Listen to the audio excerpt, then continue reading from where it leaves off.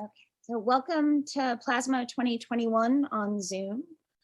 This is a series sponsored by the Department of Media Study and the Office of the Dean of the College of Arts and Sciences at the University of Buffalo, curated in collaboration with Liz Park from UB Art Galleries and Ephraim Serdar from Squeaky. We are recording this talk, so if you don't wish to have your voice or image on the recording, please keep your camera off and your microphone muted. We begin with the acknowledgement that the land on which the University of Buffalo operates is the territory of the Seneca Nation, a member of the Haudenosaunee Six Nations Confederacy. This territory is covered by the Dish with One Spoon Treaty of Peace and Friendship, a pledge to peaceably share and care for the resources around the Great Lakes. It is also covered by the 1794 Treaty of Canandaigua between the United States government and the Six Nations Confederacy, which further affirmed Haudenosaunee land rights and sovereignty in the state of New York. Today, this region is still home to the Haudenosaunee people, and we are grateful for the opportunity to live, work, and share ideas in this territory. So tonight, we're very fortunate to have Sindhu Thirumalaisamy, sorry, Sindhu, and whose work exists across moving images, sound, and text. And her work is rooted in a critical listening practice. It engages common places such as hospitals, parks, streets, temples, mosques, and lakes as sites of collective resistance and care. In her work, she pays close attention to possibilities for speech and action with and in them. Sindhu holds a diploma in digital video production from the Srishti School of Art, Design, and Technology, Bangalore, and an MFA in visual art from the University of California, San Diego. She has participated in the Whitney Independent Study program, the Skowhegan School of Painting and Sculpture, the Robert Flaherty Film Seminar, and the SOMA Summer program.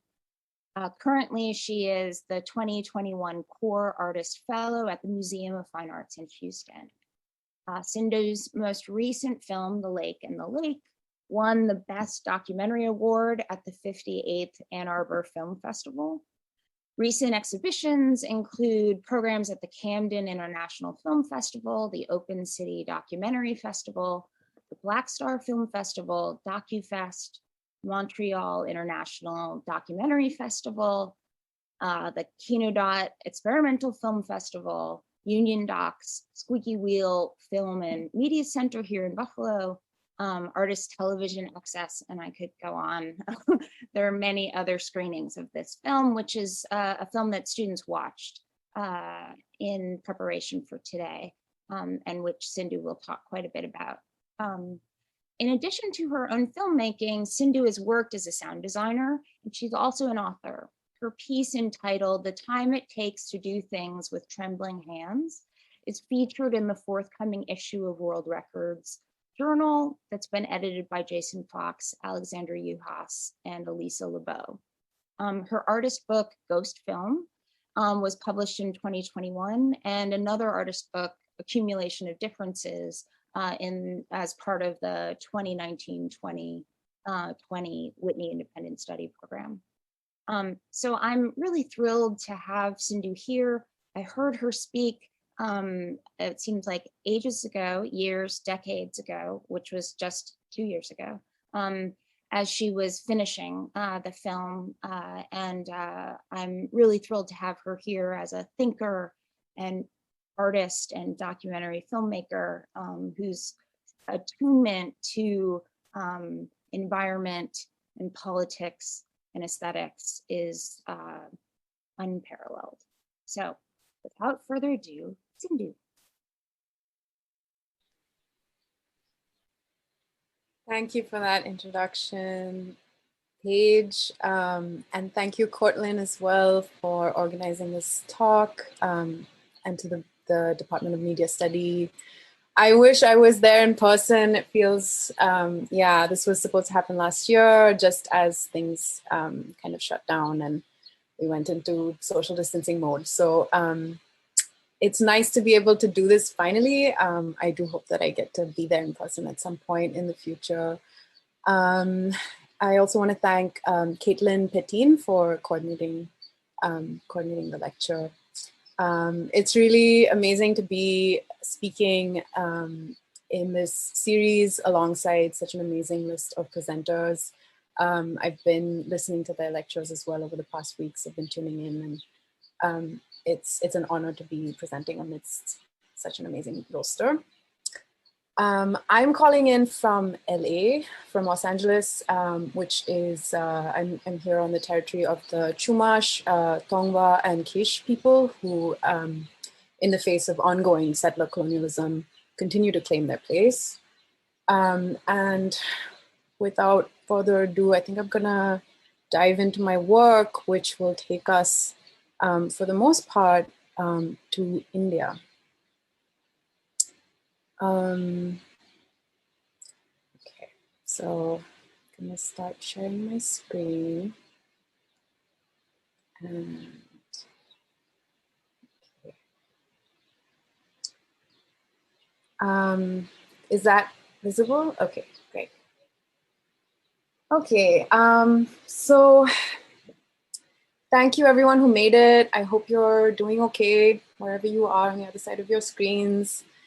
My name is Sindhu Thirumalaisamy. I use she, her pronouns. Right now I am sitting in front of a background of ornamental pomegranates that actually are growing right outside the window that's behind me, but they're brought into the screen here for you in this talk.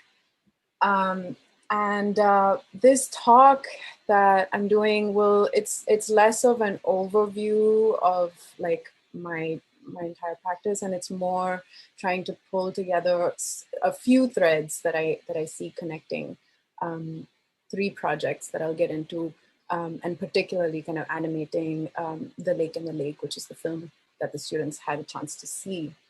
I also got to read some of your amazing questions and thoughtful comments on the film. I tried to kind of address some of the broader themes that I saw coming up in those questions within the talk, but if you feel like I missed out on a question that you asked, please feel free to jump in during the Q&A and ask them, because they really were very thought-provoking questions. Okay, so I'm gonna dive in.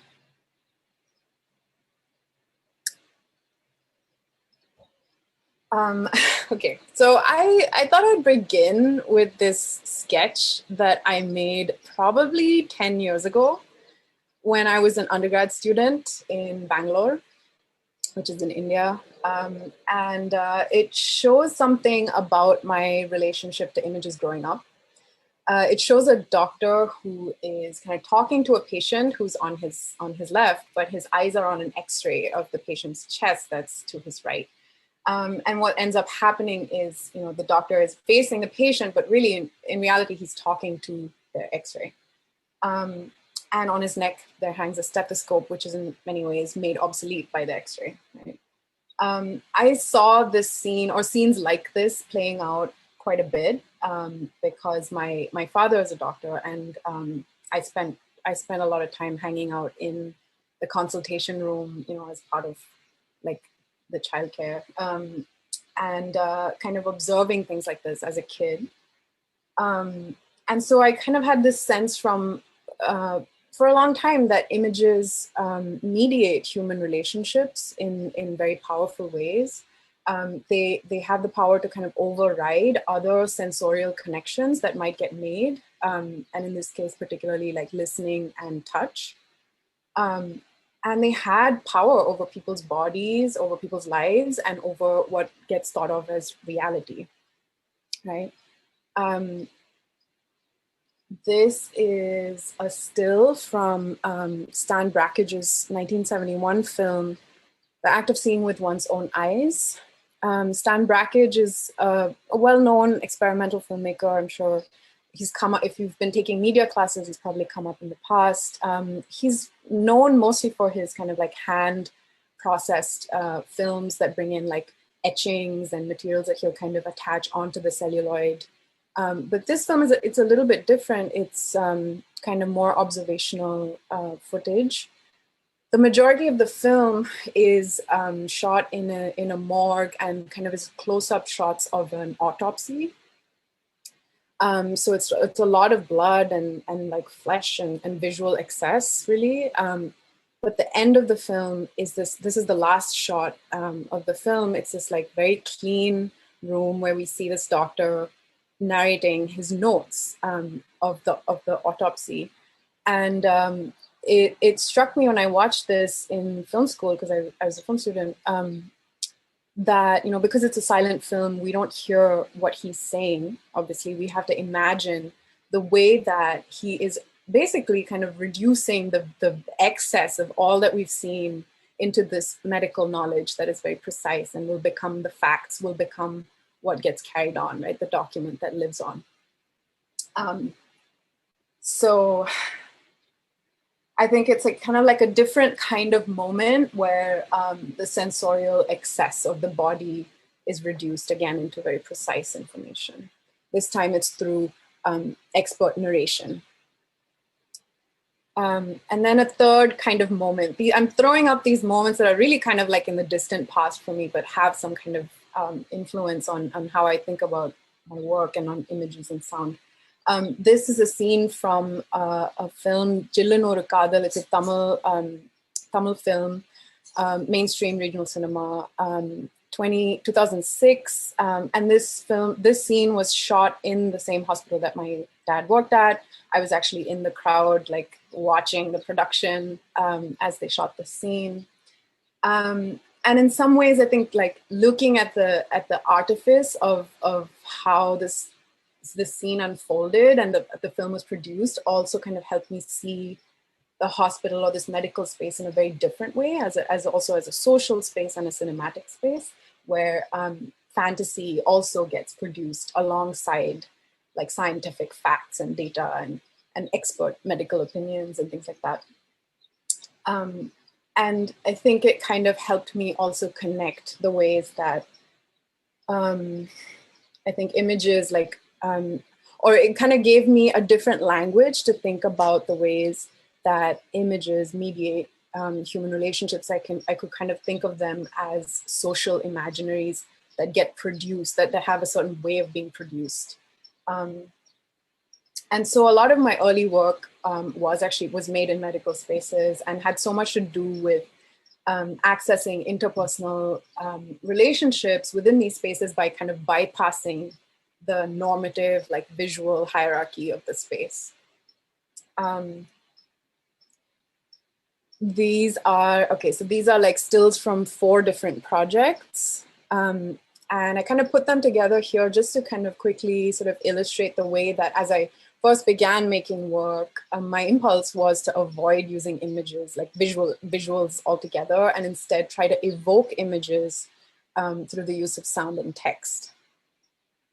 I found that the images that were conjured in this way through sound and through text were in some ways more interesting because they were somewhat unstable as objects, and they varied based on the audience. And they were unlike the medical images that held this like absolute power over reality. And I've called these works sound and text films. I've called them video poems. They were often portraits of places, like hospitals, kitchens, rooftops, cassette shops. And they kind of, I think they're thinking about place and how place is produced through relationships. The raw material for this work often was conversation with people. That's the other thing that I wanted to say. I think as a way to also move away from that that expert narrative that fixed the meaning of things that I saw playing out. So that's kind of to sketch like a leaping point for my practice to give you some sense of where I'm coming from into the work that I'm doing now. And I'll spend the rest of this talk kind of going over 3 projects, all of which I think exist as these kind of hybrid objects that are films, but they also take on the kind of qualities of the things that they're about, or the subjects that they try to address. So the first project that I'll kind of go into is what I call a mural film, something that behaves kind of like a mural and kind of like a film. It's also about murals. It's called Different Colorful Designs. I hope this plays. Okay, here we go. So it's made up of footage that I shot over 5 years in Bangalore between 2011 and 2016. And it documents these state-sponsored murals that were painted in the city at the in 2009, at the peak of its development as this IT hub. And there was a lot of infrastructural expansion projects that were really taking hold at that point. And this project was meant to, it was called a beautification exercise, and it was meant to kind of beautify the city for this kind of influx of capital that was coming its way. The images were also there to cover up vernacular forms of expression like film posters and political posters and graffiti. It's not surprising, but over time, the very forms that it was trying to cover up eventually started to be embedded on top of the images themselves. In this case, a stencil graffiti that says "Free Binayak Sen," who was under arrest at the time on the charges of sedition. The images also they're really coming from the state's imagination of how it wants to portray itself. So people were hired to paint very specific images. They're not kind of the artist's vision that gets put on a wall. But something about the way that this whole thing happened, the symbols that were given to people to paint at some point were exhausted. And then I think people were basically painting kind of whatever they thought would be fine to paint on the walls. And so in the process, you get this all kinds of duplicitous messages about how the state thinks of itself in a way, which I thought was really interesting and funny. And so, I kept recording them over time. Over time, they also started degrading and peeling. You started to see what was under them. And so it becomes this document of how these images that are supposed to kind of keep the city beautiful are themselves kind of in this state of ruin and have so many duplicitous kind of readings that are possible. What else did I want to say about this? The film is silent. I think that's what also lends for showing it kind of as a mural. So often it'll be kind of in the backdrop to other work. It'll kind of take up the whole screen. And so the scale kind of is more or less 1:1 to how they were painted in the city. And then sometimes I also do a live voiceover this depends on who's in the audience also, what things might be interesting to say along, how to annotate these images for different audiences. And in that way, it becomes a kind of live experience. So that is a mural film. In some ways, the questions that came up for me as I was working on this around public space, around ideas of beautification and development, carried forward, I think, into the next major project that I worked on, which is this, what I call the lake film, The Lake and the Lake. So I guess going back to go back to the idea of social imaginaries, right? I wonder if we could do just a really quick telephonic exercise, which is if I ask you to just kind of close your eyes and imagine a lake, right? Just take a minute and try to picture it, try to see what's in there when I say just a lake.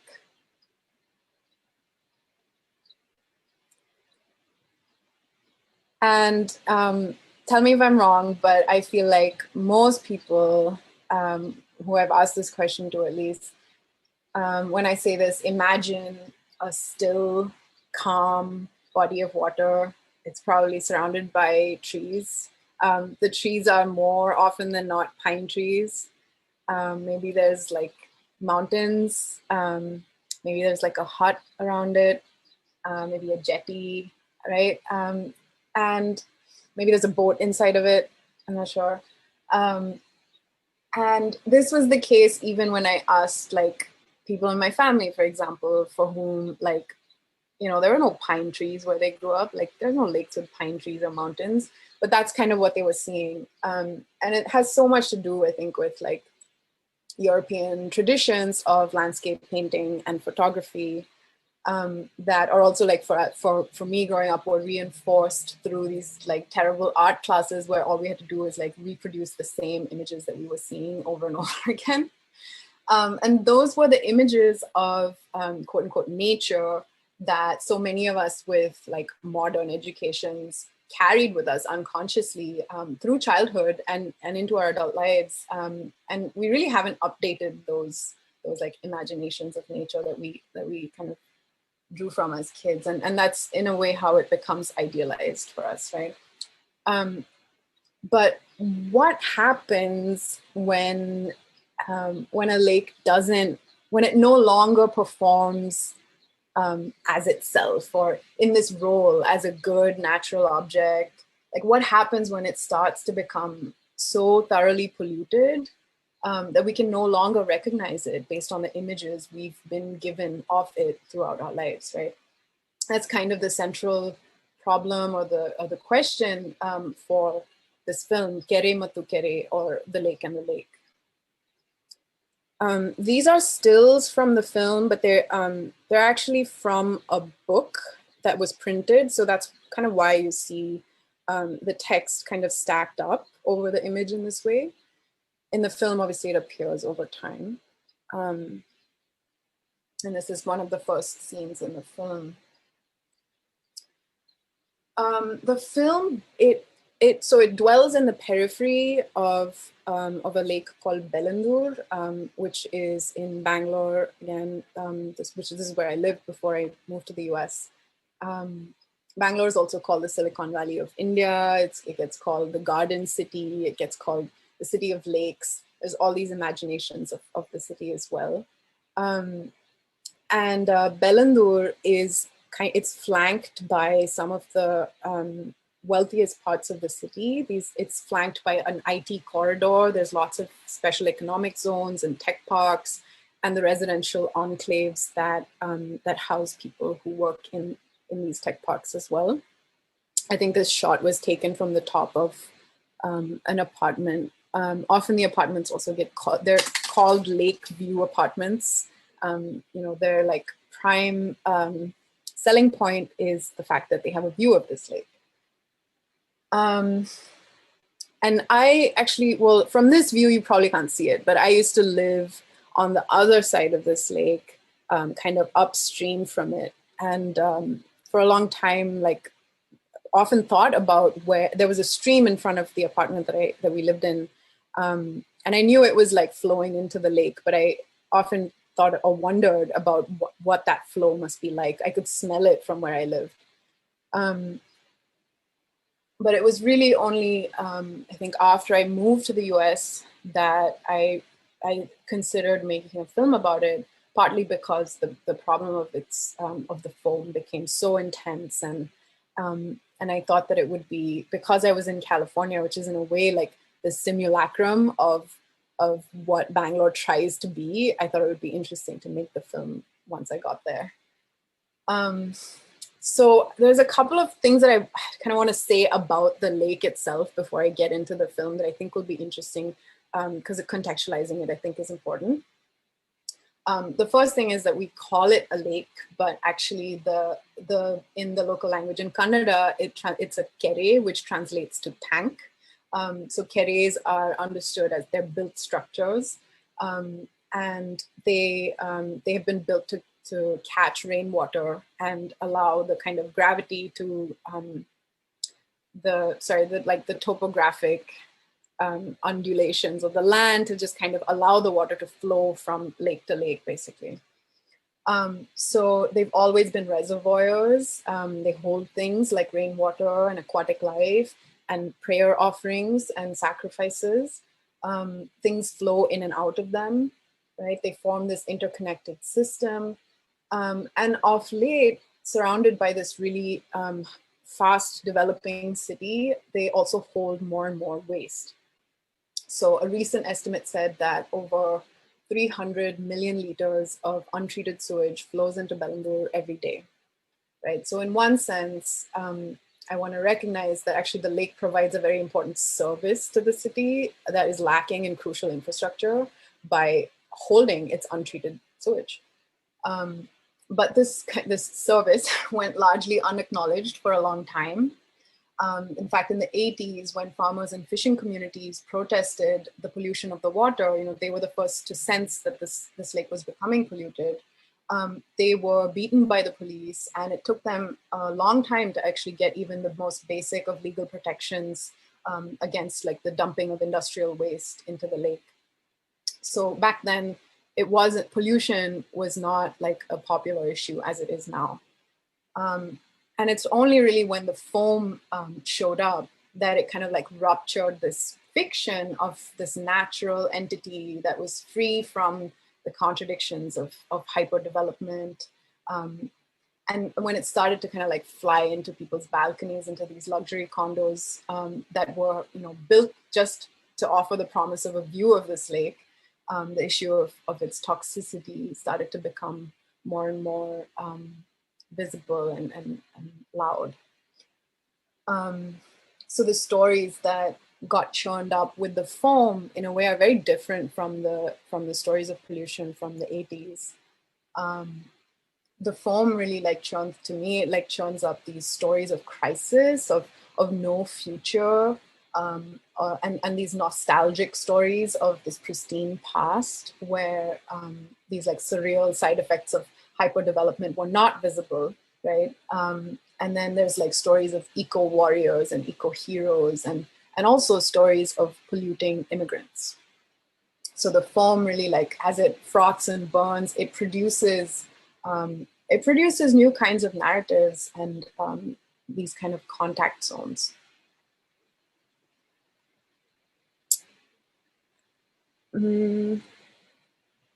This place. So this, a simple like Google search, right, for the word Bangalore should give you a sense of how the issue is covered in mainstream media. They often kind of depict the lake as this really like totally alien, kind of ghostly, no ground, no life, often no people. It's just like total destruction, or this kind of like very surreal space. But even there, I think we start to see like real estate is creeping up with its renderings amidst the foam. And contrast that to the image of the lake that we conjured up earlier, right? And this scene also kind of brings that out for us. I'm going to play a little excerpt from the film, and then we'll continue.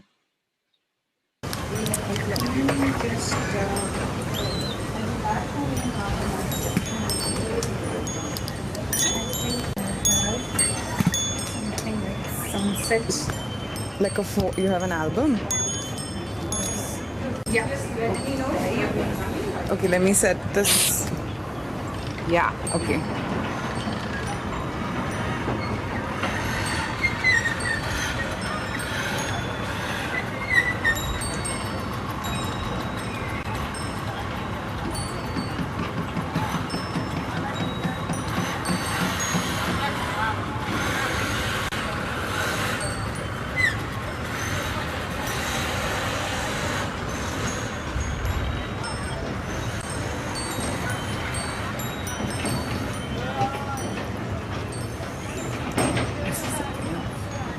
Pretty, right? That's Balanji? Yep, everything. This. Your phone has a really good zoom, I would say.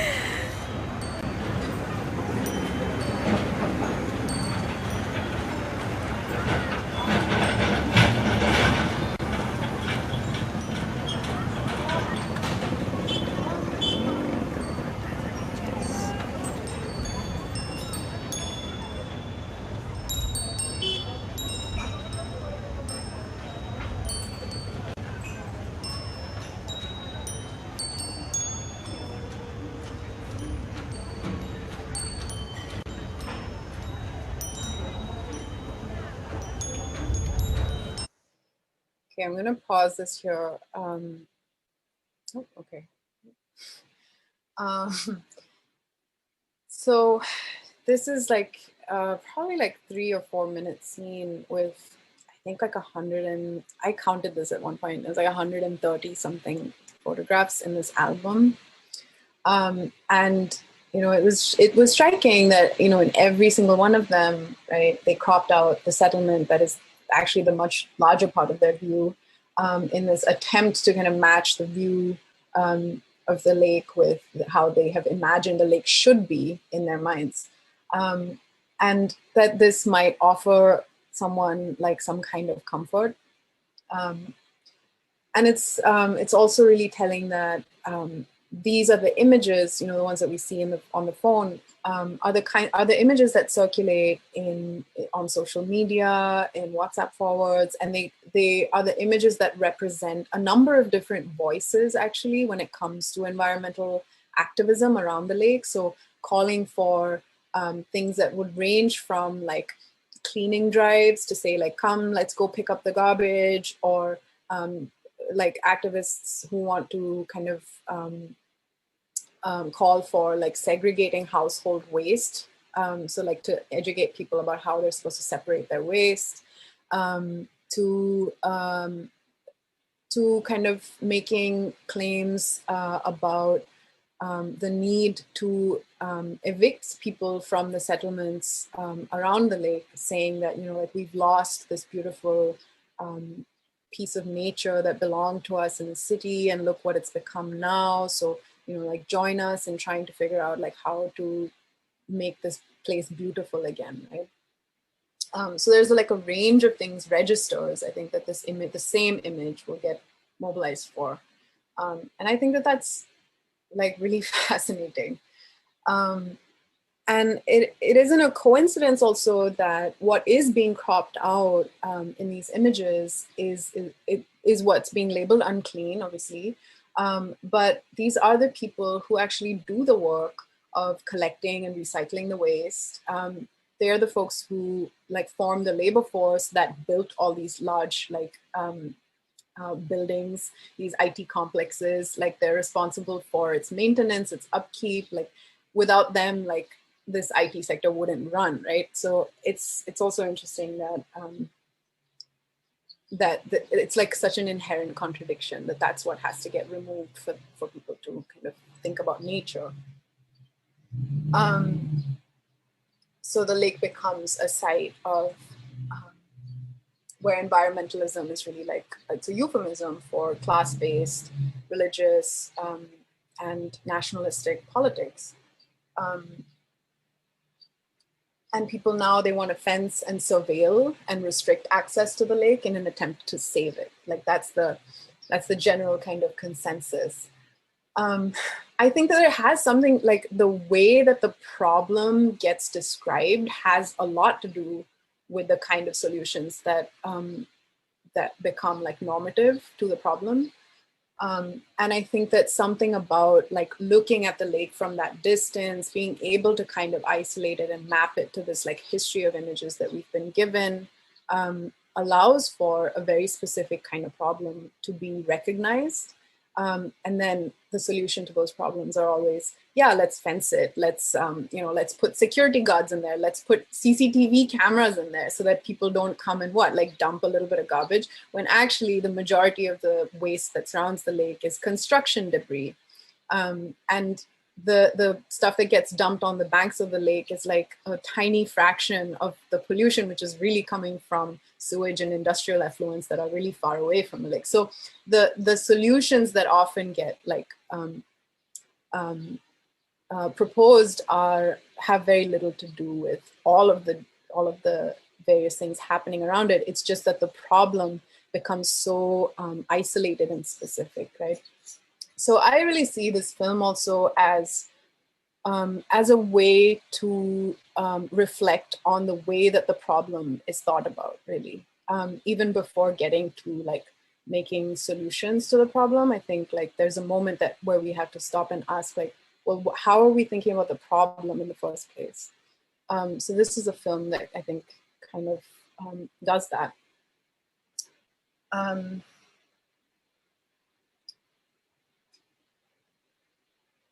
Let's see, what is the next image? Oh, yeah, okay. So the lake, the way that it's, the way that I kind of thought about structuring it is as like a series of attempts that offer different views of the lake, like physically, like different, so they're not the distant photographic image that one is used to seeing. They're often from the ground. They often include elements that would typically be cropped out of the image for it to make sense as a lake. And it also kind of tries to think about the lake as something that is produced in relation to the way that it is used. So it's not just a view that needs saving, right? It's also a space that is a resource, that is home, that is work, that is a place of rest, that has existed for communities regardless of the level of pollution, and continues to be a resource for them. And to kind of ask like, how do we think about it as a commons and also as a toxic commons?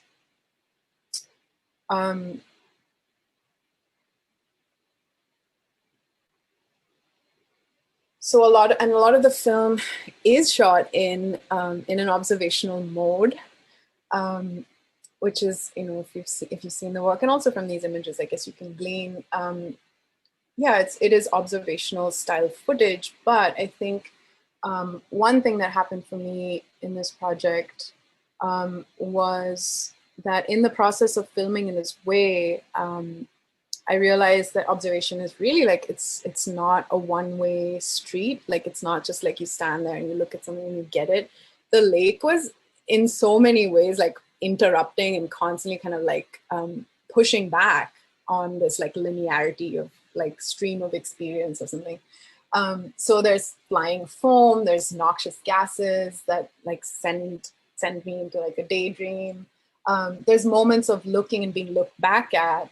And there's questions that come from passersby.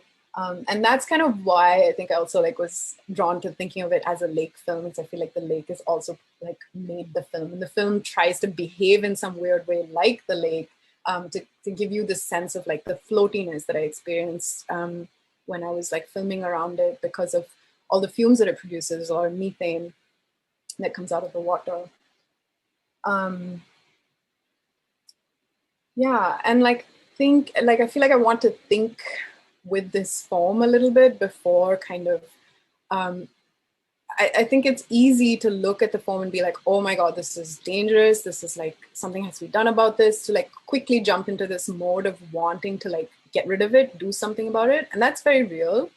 But also like in the first moments when the form showed up, people would get out of their vehicles to go and play with it, like to touch it and play with it, because it's so physically, like materially very like sensuous and inviting. And like, this is a foam party that I filmed that wasn't the toxic foam. Lots of people asking this question.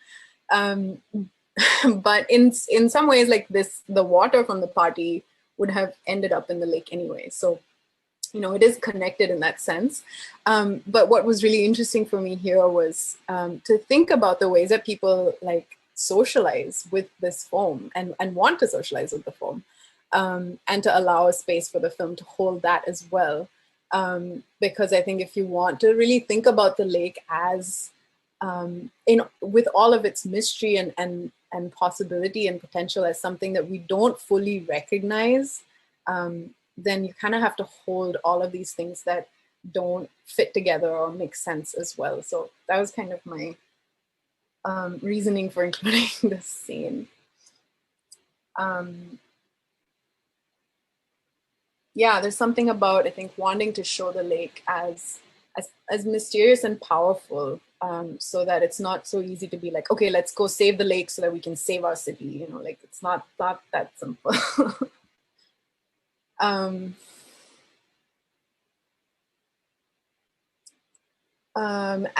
also, while it was important to give a sense of how the place was used by different groups of people, how it becomes valuable to different groups of people, I also had the concern of maintaining the anonymity of people who are, regularly criminalized as trespassers, as polluters, or as being illegal.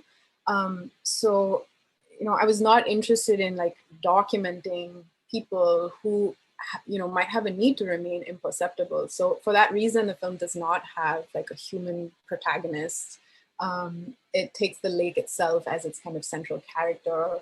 And I feel like the roles of figure and ground are questioned and swapped. And hopefully what comes out of it is a document that I think questions some of the crucial categories on which our understanding of environmental crisis are based. So like the very category of what is nature, culture, what is waste, like what is valuable, what is beautiful. Like these are the questions that I kind of want to raise through the film. The film is shot mostly from the ground level. I talked about this a little bit, from inside of what's called an ecological buffer zone. So this is a belt around the lake where it's illegal to build or dump garbage, but as you see, like these activities are still constantly happening around the lake. The irony being that most of the waste that gets dumped is construction waste. So it's like construction and it's waste. And I think like the ecological buffer zone is a really interesting like idea to also think with. It's this swampy, it's a wetland. It's a kind of space where it's hard to demarcate boundaries. It's actually really, it's hard to fence and control in the way that people might want to. And as a like constraint, like a formal constraint for myself in the film, like all of the film is shot within this space, including the scene from the balcony, which is technically still in that buffer zone.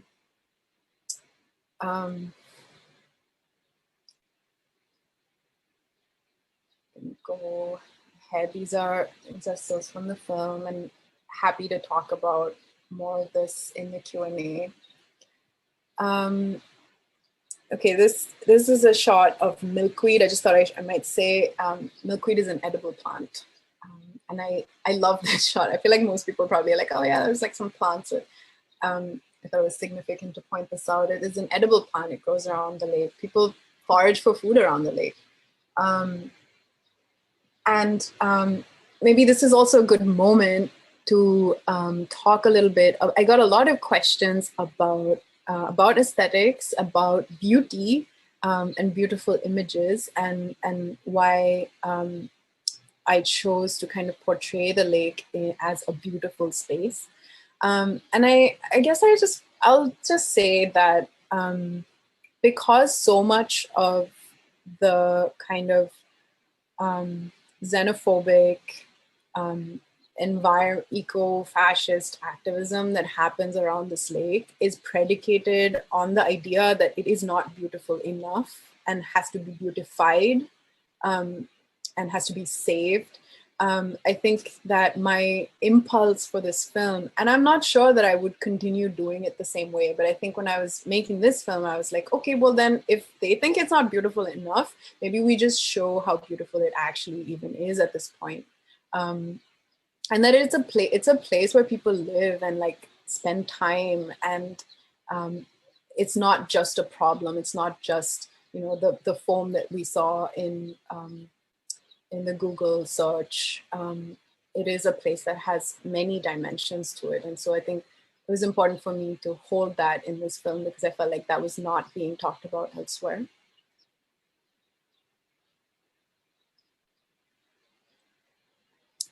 And the last point I guess I will talk about in relation to the film is the use of sound and text in structuring the film, because so many of the questions were about that as well. Okay,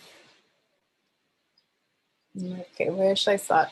So I have worked a lot in multiple languages within my own work, and also have had many experiences where I'm watching a film where I understand the language being spoken, and I also can read the subtitles that are being presented, and have often had this feeling that the subtitle does not, first of all, does not give you the same experience as what is being spoken.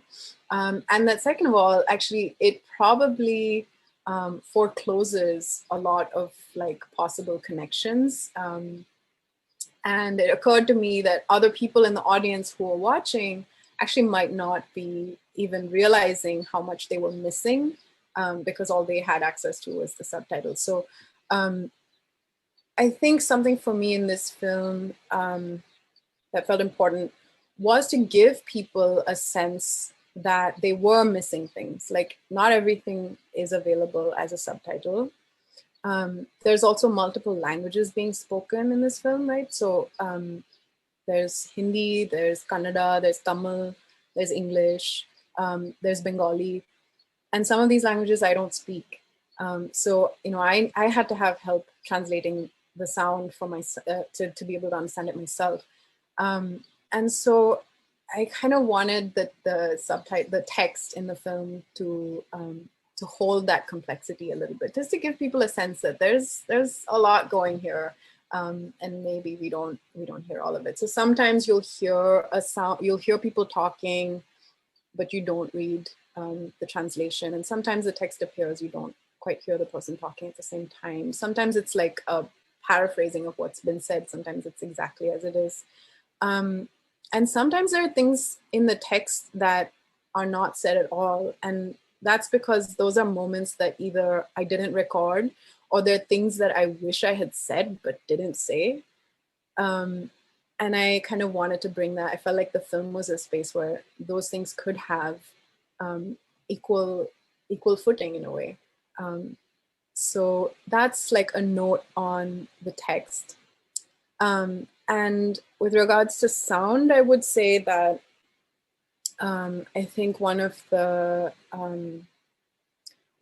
goals for me editing was to try and create a sense of how it felt to be standing on the banks of the lake and to hear things that were happening on the shore that's like on the other side of the lake. So sounds would kind of bounce off of the water and reach me on the shore. So they're totally like out of sync without any kind of image reference. Like sometimes it'd be like a snippet of a conversation. Sometimes it'd be, there's an army, what's the word? Like a unit that was on the banks, and they would have like rifle practice. So you'd hear like shooting sometimes. There was a military airport, an Air Force base. So like fighter jets would be taking off and landing. There's temples and mosques. And so there's like lots of music also. And all of that kind of like comes in this slightly like untethered from the image in this film. So there's moments where it's like synced to what we're seeing, but there's lots of moments where it kind of, the sound will untether itself and kind of have this floaty relationship to the image. And I found that helped create a sense of this place that I think images can't hold really.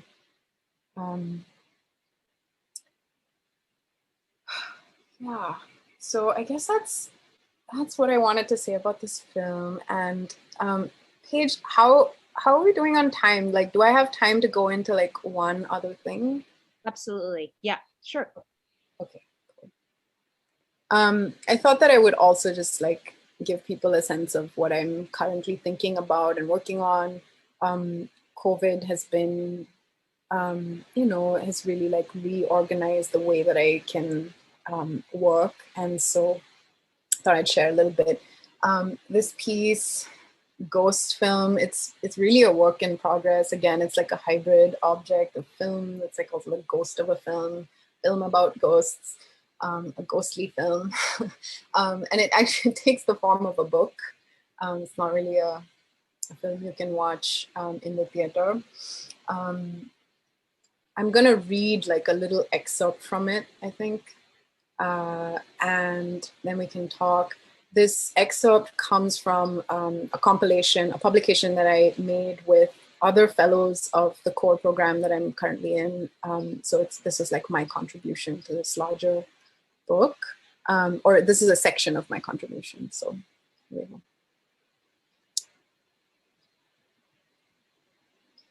A ghost appeared at a farmers' protest near Delhi. Not many people noticed, but I did because I was attending the protest in my sleep. I lived 12 hours in the past and had traveled through my dreams. It's easier to recognize a ghost that one once knew as a person. The ghost seemed out of place, standing amidst farmers whose heads were covered in bright colors. It remained in its human form as a dark man in a military uniform. He seemed to be searching the crowd for someone. He was looking away, but I recognized him. He was from a village near where my father had grown up. The land in that area had dried up generations ago. He had joined the army because he couldn't see much of a future in farming. He was posted far from home in Kashmir. Early in his posting, he injured his leg during a drill. They gave him 4 weeks of leave. He returned home to recover and went to a civilian hospital for a second opinion. The doctor who looked at his x-rays advised him to take 2 months of rest. But that was not an option. He would lose his job if he did not go back. He asked for painkillers. The doctor prescribed them. He left the consultation room as I entered it. That was the first time I saw him. His doctor, my father, continued to tell me the story. A few weeks after that visit, the doctor started to receive calls from him. His leg was not healing well, and the cold was making it more painful, he said, pleading for a solution. Each time, the doctor said that he needed to stop patrolling and rest. And each time, the call ended with him insisting that there had to be another option. After a month or so, the calls stopped.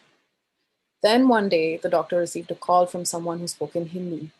He didn't speak Hindi, the doctor said. They continued in English. The voice asked whether he knew the soldier. And the doctor replied that he did and asked what had happened. The voice explained that this was the last dialed number on the soldier's phone. He had left all his belongings at his post, but no one could find him anywhere. That was until he appeared at the protest. His uniform seemed to place him on the wrong side of the barricade, but no one took notice. This is how I came to understand that he was a ghost. He seemed to be at peace there.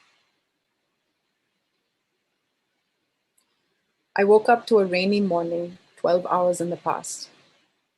We had recently moved to a new place. From the front porch, we could see the Hollywood sign. I sent a picture of it to my family. My father said, Sindhu has finally arrived in Hollywood. The sign used to say Hollywoodland, but they removed the land because it gave away the fact that it was about real estate and not about dreams. Fog erased the hills that day, and the sign disappeared. But I had already memorized the shape of its letters, so I could conjure new words in its place. Playing this game made it hard not to see here as a part of elsewhere. Someone turned their car outside the house listening to Bad Bunny.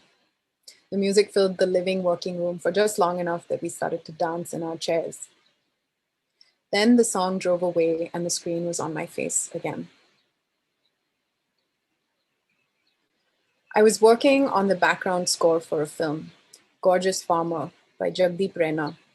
The first shot was a shaky cell phone video.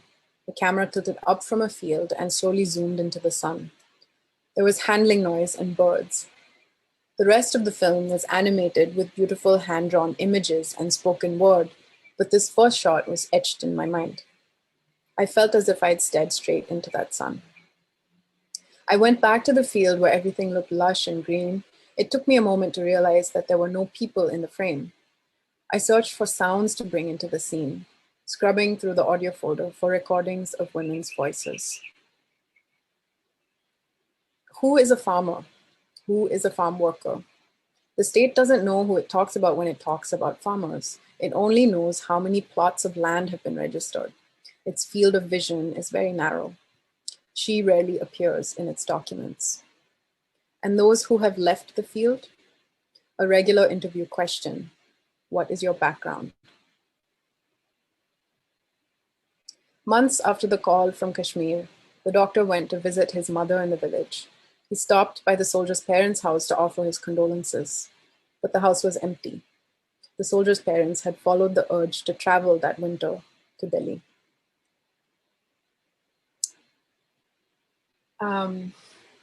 So this is an excerpt that I just read, and it's a project that I'll continue working on this year. Hopefully will develop into a longer kind of like chapbook. And I think the central question in this one that I'm asking, I guess, is that why is it that when we imagine a farmer, it's always it tends to be a masculine figure, when in fact the majority of people who work in the fields are women. And it's kind of interesting, I guess, that like about 10 years after I made the sketch of the doctor in the consultation room and was working in like the hospital, that he kind of reappears in this project. But I think much of this work will actually engage the women in my family, and thinking with them about the idea of a background from their perspective. So yeah, and I want to thank Jagdeep Rena, whose images are in this work, and really who like working on the sound for his film was one of the things that I was really holding as I was writing this. So yeah, just want to shout out to him. And yeah, this is where I'll end, and I'm happy to take a break, take questions, wherever you'd like to go from here. Thank you. Thank you so much. That was amazing. Thank you so much for reading the new piece from the new piece. So yeah, let's open it up for questions to ask about the presentation or the film itself. And if people want to unmute themselves and ask questions, it's great. Put them in the chat. I encourage questions from the audience, audio questions.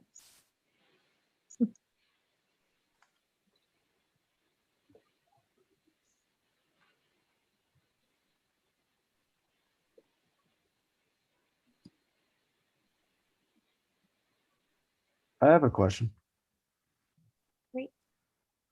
So my question is, like, when you were filming in that area, were there any issues with like the pollution in terms of like being near it, like the toxic air? Like, did you guys have any issues with that, like down the road after filming? Out of curiosity. Sorry, I missed the first part of your question for some reason. That's okay. My main question is like being near that pollution and everything, like with the toxic air and the lake and the foam. Did you guys have any issues like with? I mean, I know it's like a personal question, but like, did you guys have like medical issues like down the road? Yeah. I mean, in the immediate sense of it, yes, in the sense that it would make me kind of lightheaded, and like folks who came to film also said the same thing. But in terms of long-term effects, I don't think that the filming people who are in the crew or me are the ones to experience that. I think it's really people who live around the lake who probably like are experiencing those long-term effects. And yeah, definitely like there's been lots of reports of like mostly like respiratory illnesses, but also for people who drink like groundwater from the region, there's a lot of like heavy metal poisoning, because the that toxicity like seeps into the groundwater, and actually that's one of the main ways that it affects people's health. So yeah. That's crazy. Yeah, I can only imagine what it's doing to the plantation and the food that is being produced by the soil. I can only imagine. Yeah, I mean, this is like, it's not just because the water is flowing, right? Like that's one of the like big kind of takeaways from this project for me, is that it's not it's not a lake that just exists by itself. It's connected to so many things. And so the water that flows downstream eventually actually like reaches a river and then flows like into another state. And then that is the water that is used for agriculture downstream, where like my family lives and farms. So like there's a lot of yeah, like downstream repercussions to what happens in the city of Bangalore.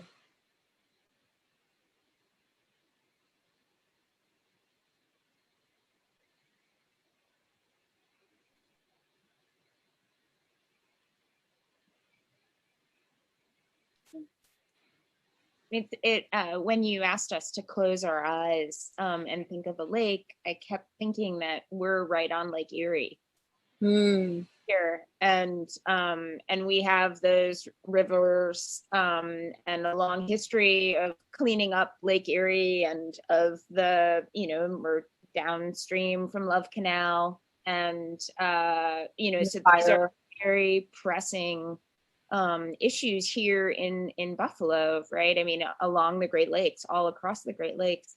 And so that idea of how people here picture the lake, I just am curious if people want to respond to that too, of just anyone having thoughts about that we have our, that these are this connectedness with these long-term and short-term pollution and the whole ecosystem of labor and industry and fishing. All of this is a global experience, right? So, and in terms of all of that too, about farming, right? The question of that we think so much about industry, but that all of these water sources are not just for drinking and fishing, but farming, in both areas. So it just made me think about that. I just brought it out because it, I was thinking about how many shots of sunsets on Lake Erie I take and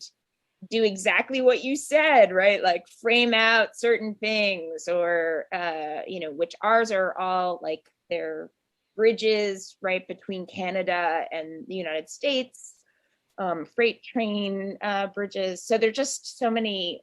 Yeah, that scene is one of my favorites, with the one with the camera against your scene. And that is such a powerful reframing, literally, right, for us to think about. Maybe that'll spur some responses. So thank you. No, thank you for that. And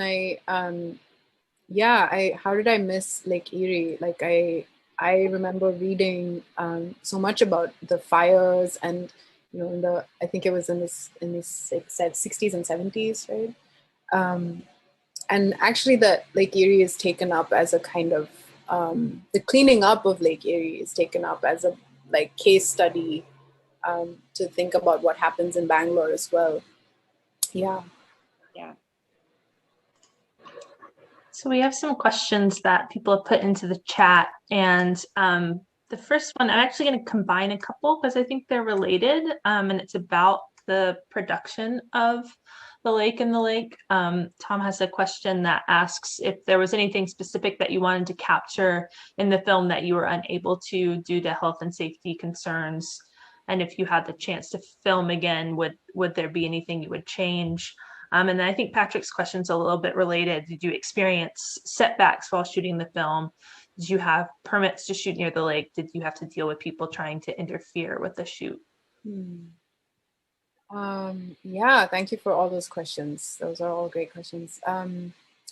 Things that, so the first one was like safety concerns again, right? Like things I didn't get a chance to film. For a long time this is not really a safety concern issue, but like for a long time, I was trying to get permission to film the sewage plant that is like right upstream from the lake that actually releases the water into the lake, and to kind of show the state of dysfunction that space is in, but I never got permission. And a part of me was kind of, in that moment where I didn't know if I was going to get permission or not, I was really kind of feeling, just like really disappointed, and like, how are we going to even like critique these systems if we never even have access to sort of like film them, right? But then I think the way that I adapted that was to think about the ecological buffer zone that could become another kind of formal constraint for the film. And there's a moment where I think I allude to like trying to get permission and failing to get permission to record in the sewage treatment plant. So that's one, I guess, thing that I really wish I could have filmed. Or rather, I mean, I think I did film it, but I couldn't include it in the final film. The other question was permits and what it was setbacks in filming. I'm trying to think, like, because I filmed this now already some years ago. I mean, one thing was that I was in graduate school in the US and was going back to India, and had to film within like, a specific amount of time that I could spend there. In some ways I had been to the lake and had like spent time in spaces around it for a long time. So there's things I was familiar with, but there was a lot that I, hadn't seen. So working within those time constraints, I think, was one thing. And I think another thing, that I did not get permits or anything like that. But I did want to be mindful of like this space, even though it is technically off limits, but then it's also a kind of common space that people will go to hang out, or, just like spend the evening, like looking at the lake or something. But it's also a place where people live. So kind of trying to be mindful that at any moment, like I could be in a place that is considered public, but is also not public, trying to navigate that I learned a lot in the process. Great, thank you. Yeah, I always think it's very interesting to hear, what someone's say, like ideal thing would be, in a film or something, the idea, and then all the restrictions that might, come and change the film, but kind of in the end, it becomes something different maybe than you intended, but sometimes you even forget like what you wanted in the first place because of the changes. But there's a couple more questions in the chat, but actually, Dante, I see you have your hand raised. Do you want to go? Yes, thank you. You said that the original image of the foam was from a book, and that's why the text was in the left-hand corner. Mm-hmm. Did you, for the rest of the film, did you intend to have the text in the left-hand corner, or was it because of that image you thought, oh, let me just make it all the same, and you did it that way?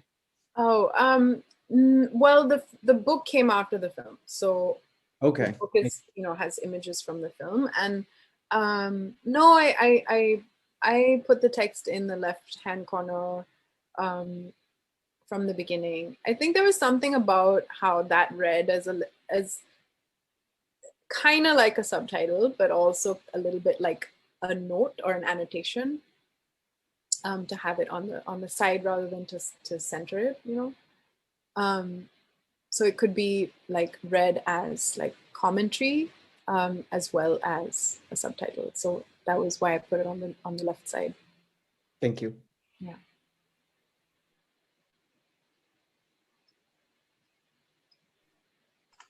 Encourage people to raise their hand or unmute themselves, but I think there are more questions in the chat, but encourage people definitely to raise your hands and ask questions.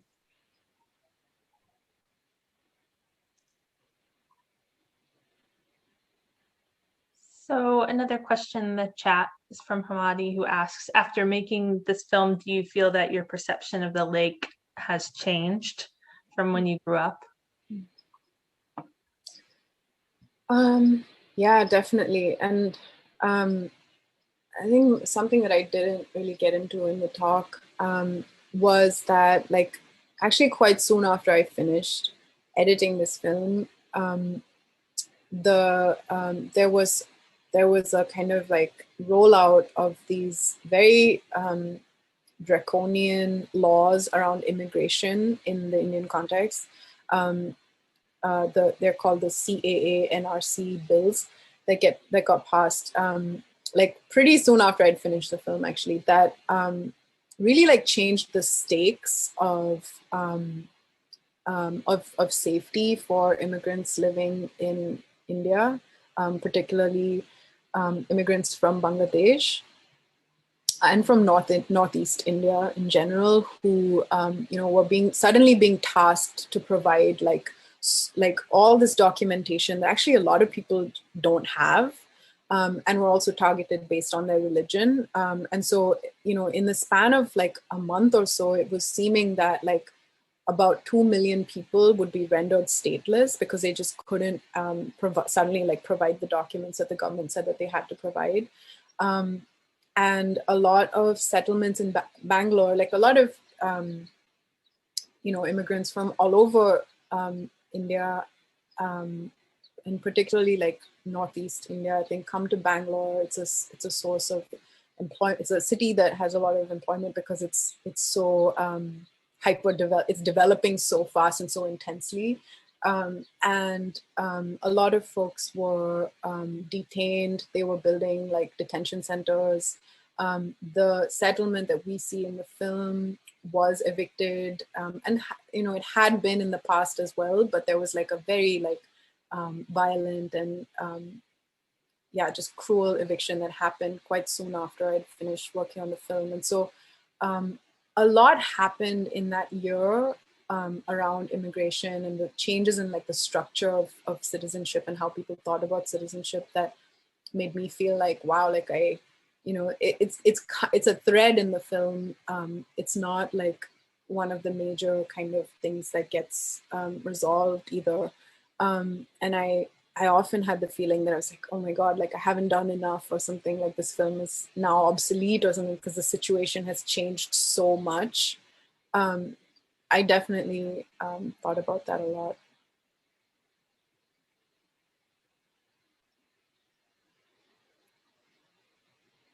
I'm also like reading the question that it said, and they ask, you also talked about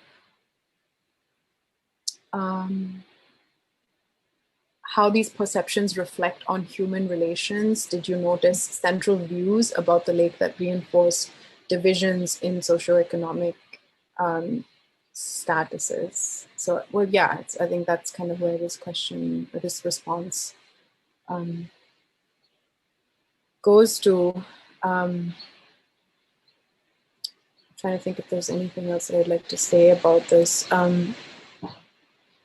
I think that the way that the city has developed, it kind of like needs these like spaces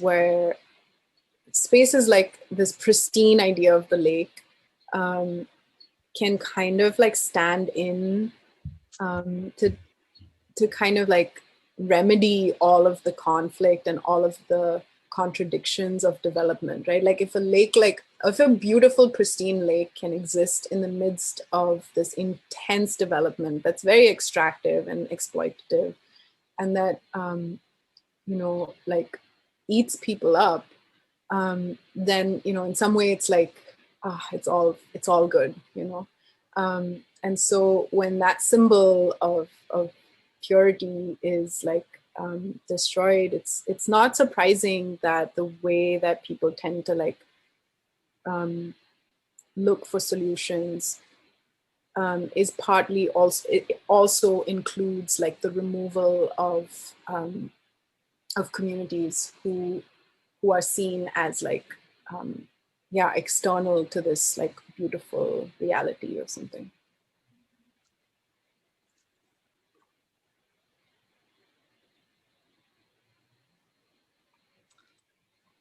Yeah, and there's another question in the chat from Connor, who apologizes because his mic's broken. But I think the question is about maybe sort of about your post-production and editing process for figuring out what you want to show in pieces like this. I have to imagine that there were parts you omitted from the lake either for time or content, but how do you decide what gets in when you're trying to talk about something like this?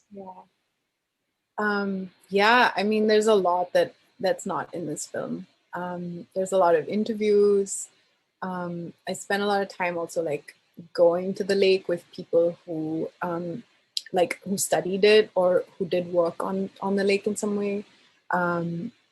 A lot of that material, I mean, I hope that there's a way that I can like share that. And there are spaces to kind of share those things in time.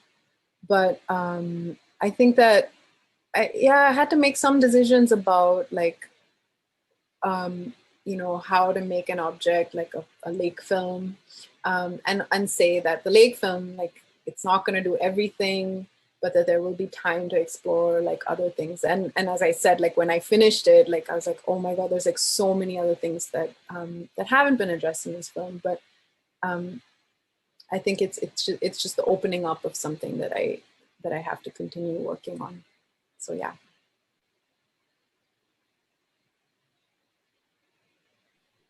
Do you think there'll be the third lake film?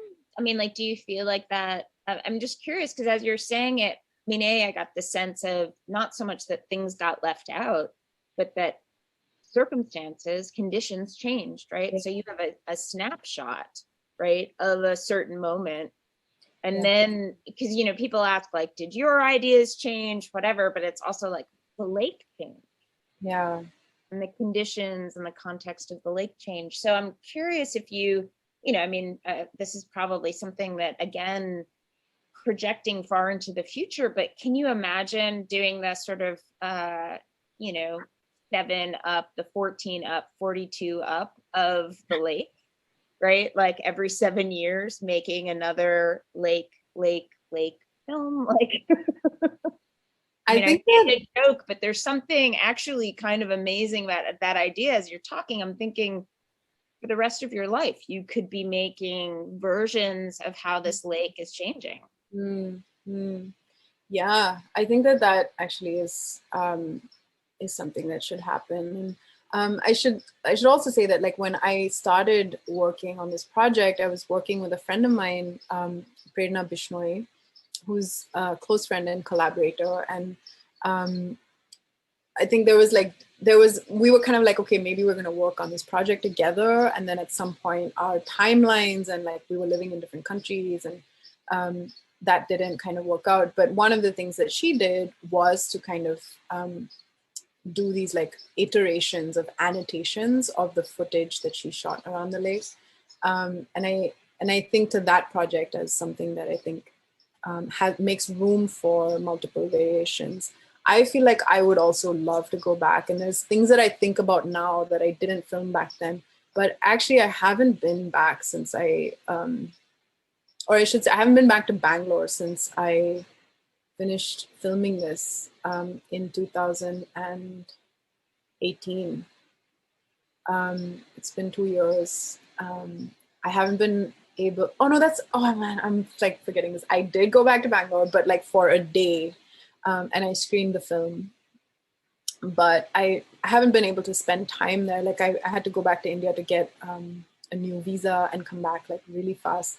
So I actually haven't spent time in India since I finished this film. And it makes me really sad on so many levels. Like I still can't go back because of visa restrictions, but I would love to go back, like share the film with people who work around the lake and who live around the lake if they're still there. And also to continue thinking about the lake as a space under these new conditions. Yeah.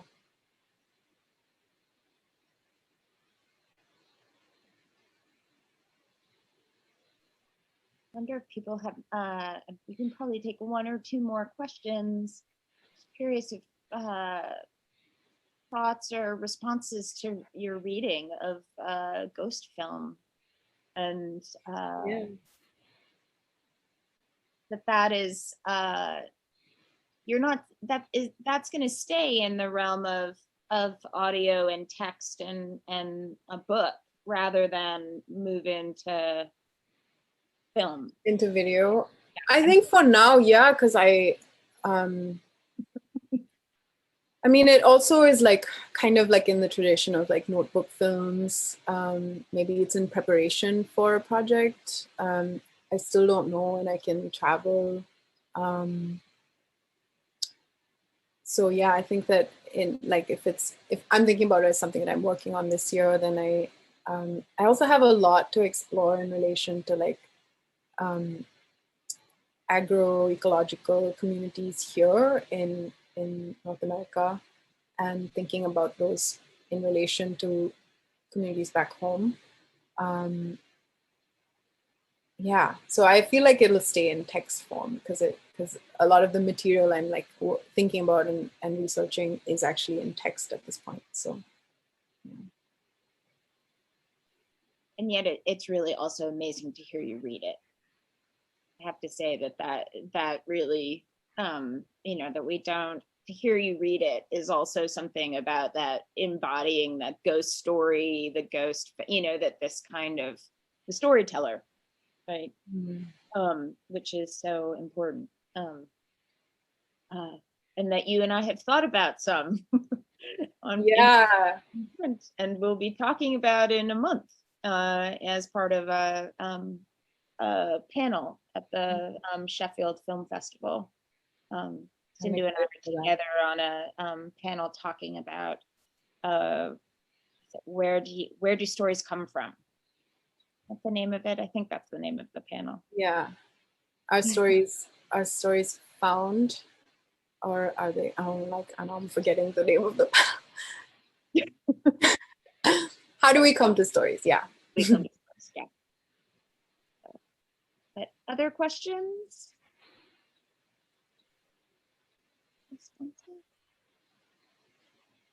I definitely think that I hope that people take some of this, some of the thinking and kind of effective character and all of the connections and framing, reframing the absences and the presence that are in your film to help us think about and kind of be with our lake, right?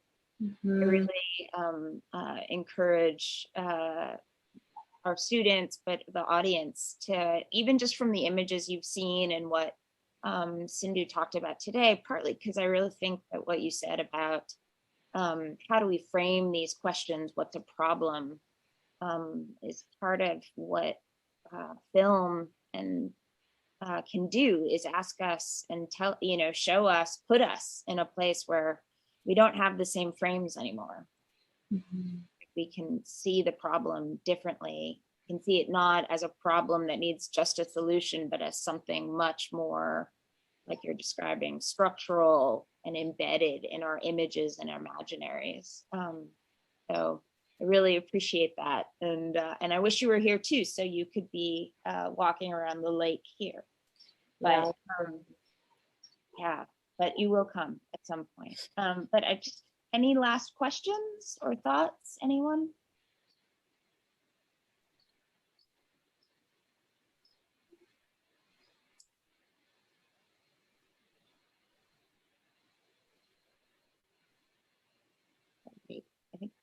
Okay, great. Akram's, I see Akram's 100 and purple heart in the comments. Thanks for the love, Akram. Great. So thank you, Sindhu, and I'm going to stop the recording.